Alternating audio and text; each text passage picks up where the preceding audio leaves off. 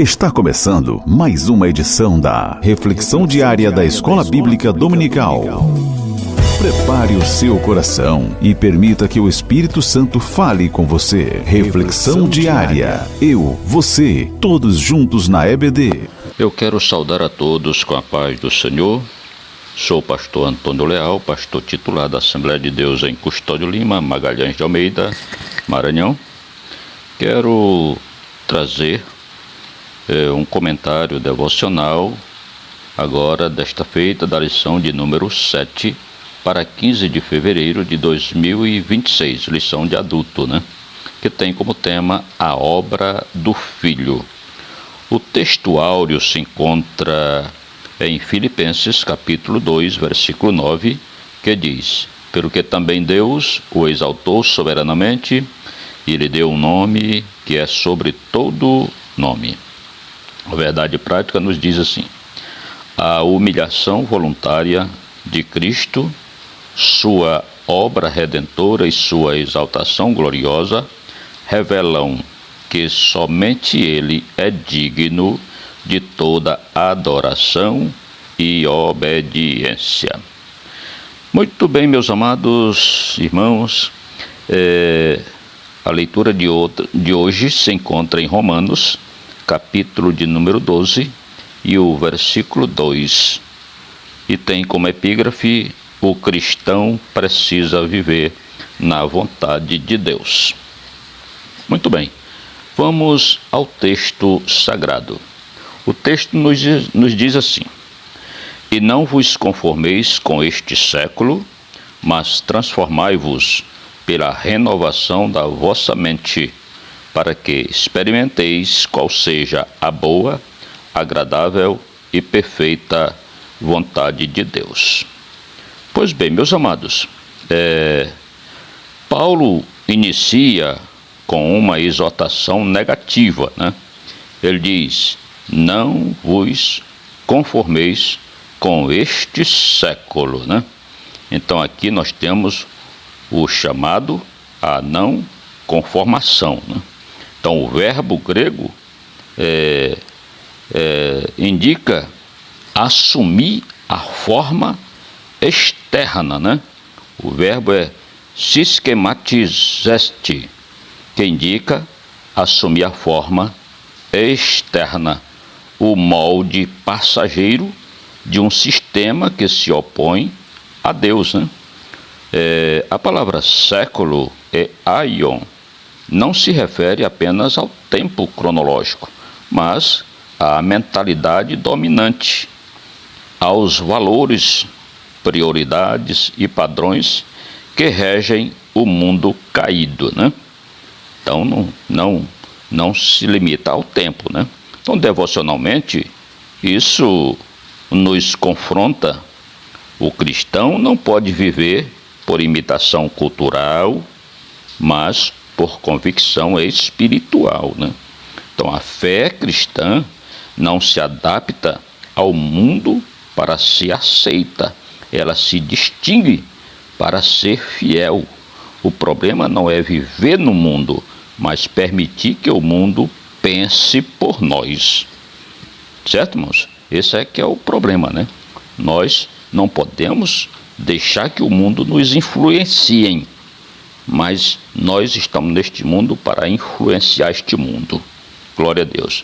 Em contraste a isto, Paulo ordena: mas transformai-vos, Transformai-vos. Então, aqui nós temos a transformação como obra contínua, E essa palavra, transformai-vos, vem do grego metamorphose. Esse termo aponta para uma mudança interna, profunda e contínua, não meramente uma mudança comportamental, Essa palavra aí é a mesma raiz usada para a transfiguração de Cristo. Está lá em Mateus 17, versículo 2, indicando aí uma transformação que procede de dentro para fora, Então, a nossa transformação precisa ser de dentro para fora. lá do âmago, no nosso espírito. Essa transformação ela ocorre pela renovação da vossa mente, como está no texto, né? Então a mente, do grego nous, ela é o centro do entendimento moral e espiritual. E não se trata apenas de adquirir informação bíblica, mas de ter a maneira de pensar reorientada pela vontade de Deus, né? Então a palavra aplicada pelo Espírito Santo reorganiza nossos afetos, desejos e decisões, né? Então aqui, meus amados, está um princípio vital, né? Vida cristã saudável começa com uma mente cativa a Cristo. Precisamos ter a nossa mente renovada. Aleluia. O propósito dessa transformação é claro, né? Ele diz, para que experimenteis, né? Então, aqui está o discernimento da vontade de Deus, né?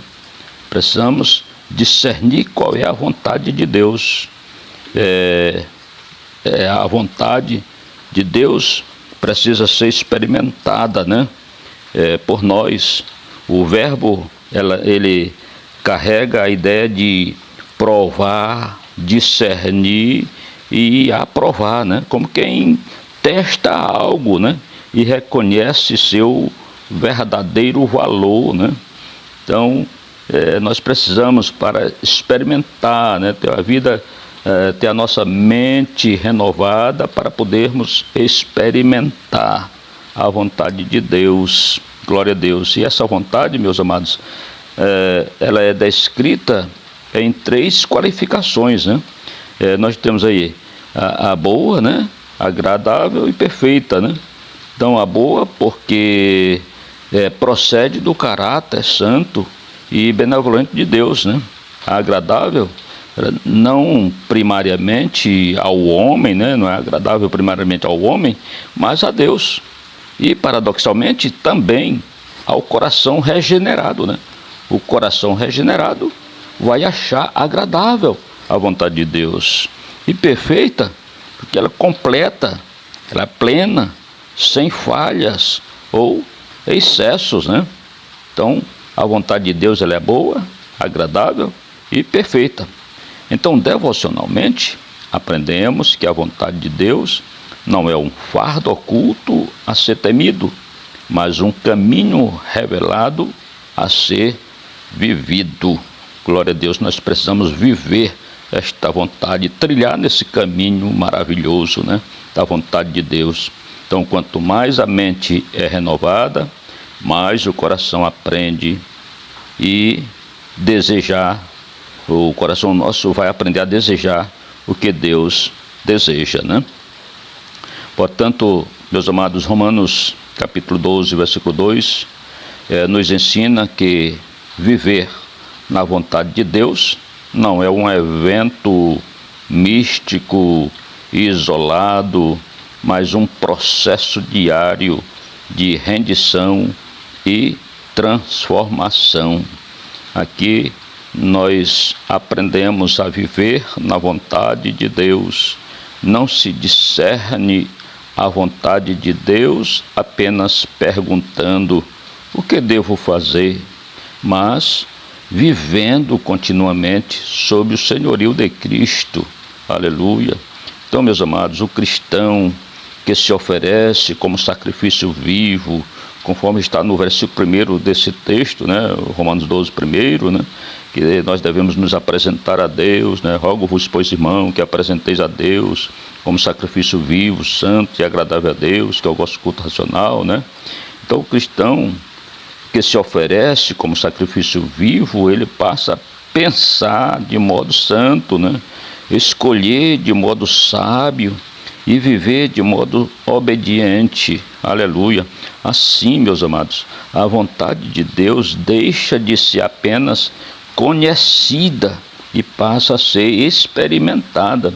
Então, Deus não quer que apenas você conheça a sua vontade, mas Ele quer que você experimente a vontade de Deus, que você viva a vontade de Deus. Viver na vontade de Deus é o fruto de uma mente renovada, não de um coração dividido, onde muitos estão divididos entre Deus e o mundo, não sabe se serve a Deus, não sabe se serve o mundo, não sabe se agrada a Deus ou se agrada o mundo, e é uma confusão e termina não agradando nenhum e nem outro, né? Porque, como disse Jesus, nós não podemos servir a dois senhores, né? Então, viver na vontade de Deus é o fruto de uma mente renovada, não de um coração dividido.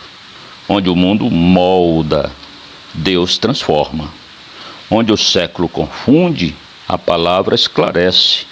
E onde há rendição verdadeira, há discernimento seguro. Aleluia. Então, a maior liberdade do cristão é viver plenamente na vontade perfeita de Deus. Você está vivendo na vontade perfeita de Deus? Você está disposto a viver na vontade de Deus, a fazer a vontade de Deus? Trilhar nesse caminho? É esse caminho que Deus quer para nós. E se você fizer isso, você vai experimentar qual seja a boa, agradável e perfeita vontade de Deus. Que Deus em Cristo nos abençoe, nos dê da sua graça, Deus abençoe a sua vida, a sua família, que você tenha uma boa semana, né?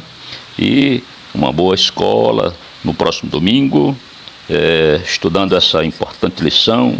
De fato, vamos ter mais uma lição importante, falando sobre a obra do Filho, né? Não deixe de participar da Escola Bíblica Dominical.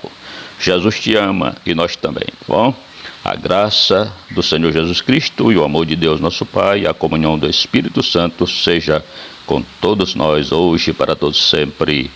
Amém. E até o próximo, se Deus quiser.